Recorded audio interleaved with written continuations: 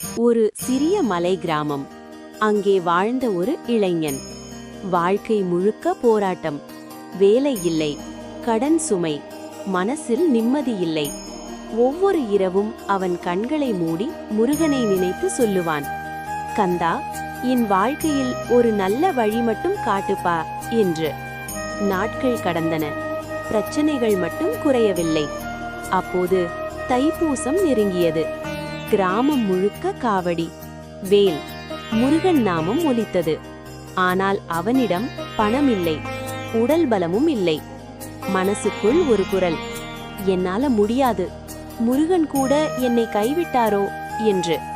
அன்றிரவு அவன் கண்ணீர் மல்க தூங்கச் சென்றான். அன்று கனவில் முருகன் தோன்றினார். அழகான முகம், அமைதியான புன்னகை.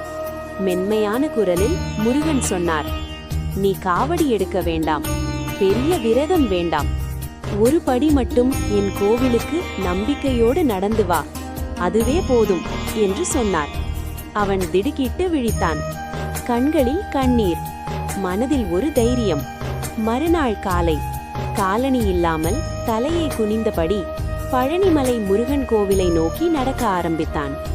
ஒவ்வொரு அடியிலும் மனசுக்குள் ஓம் சரவணபவ, ஓம் சரவணபவ என்று சொல்லிக்கொண்டே நடந்தான். கோவிலின் படிக்கட்டில் கால் வைத்தவுடன் அவன் மனசு லேசானது. ஒரு பெரிய சுமை இறங்கியது போல. அந்த நிமிடமே ஒரு பழைய நண்பன் அவனை பார்த்து சொன்னான், உனக்கு ஒரு வேலை வாய்ப்பு இருக்கு, நீ வர்றியா என்று. அவன் பேச முடியாமல் நின்றான். கண்களில் கண்ணீர். இந்த முறை அது வேதனை அல்ல, ஆனந்தம். கண்கள் கலங்கியபடி முருகா என்று சரணடைந்தார். நாட்கள் கடந்தன. வேலை கிடைத்தது, கடன் குறைந்தது, வாழ்க்கை மாறியது. அவன் இப்போது அனைவரிடமும் ஒரே ஒரு விஷயம் மட்டும் சொல்லி வந்தான், முருகன் ஒருபோதும் பெரிய காணிக்கை எதுவும் கேட்கவில்லை, உள்ளத்திலிருந்து ஒரு அழைப்பு மட்டும் போதும்.